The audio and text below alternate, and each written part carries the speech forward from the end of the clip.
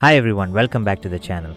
Today I'm going to share my honest owner's review of the Kia Clavis 1.5 Turbo. I've been driving this car for about 3 months now. Most of my driving is a mix of city traffic and highway trips, roughly around 100 kilometers a week. This isn't a sponsored review, this is purely my experience behind the wheel. So let's get started. First, the looks.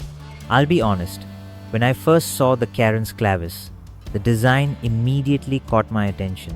It has that premium Kia styling and decent road presence for this segment. It's got more of an SUV-inspired MPV look, which makes it feel practical yet stylish. Every time I take it out, it doesn't feel like just a family car. It has its own presence on the road. Inside is where I think Kia has done an excellent job. Since I own the HTX Turbo variant, I get a lot of features packed in. The infotainment system works smoothly, the interiors feel premium, and there are plenty of comfort touches. For example, last week I had a long highway drive with my family, and the second and third rows had no complaints at all. In fact, 7 mid-sized adults sat comfortably, which is something you don't usually see in this price range. So if you're someone who often travels with family or friends, this car delivers on space and comfort. Now let's talk about the heart of the car, the 1.5 turbo engine. Here's where things get interesting. In city traffic, especially in bumper-to-bumper conditions, the lower RPM performance is not great.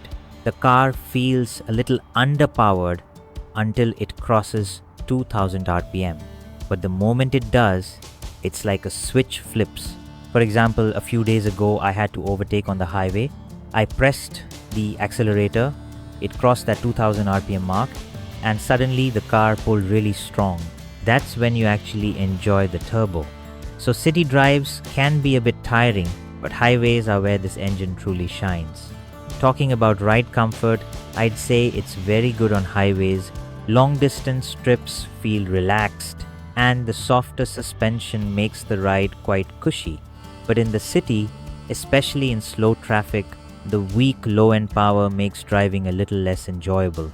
And on rough roads, because of the soft suspension, the car sometimes doesn't feel as firm as you'd want. It's not a deal breaker, but it's something you notice. Here's where I think many people will want to pay attention. On higher RPMs, the fuel efficiency is poor. On my recent highway trip where I was pushing the car a bit, I barely managed around 9.5 kilometers per liter. For a petrol turbo engine, that's expected, but still, the fuel costs do add up. On the bright side, maintenance so far has been fine, but yes, if you're buying this car, be ready for slightly higher running costs, especially if you drive enthusiastically. Now coming to the drawbacks.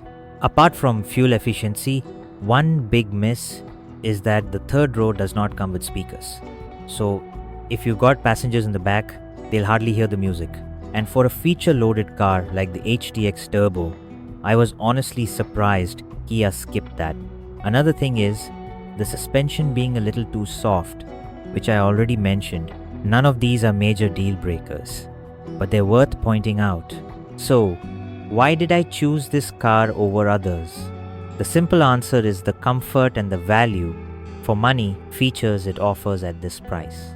My advice is, if you're a big family or if you like traveling in a car that feels spacious and premium, the Kia Clavis 1.5 Turbo is a solid choice.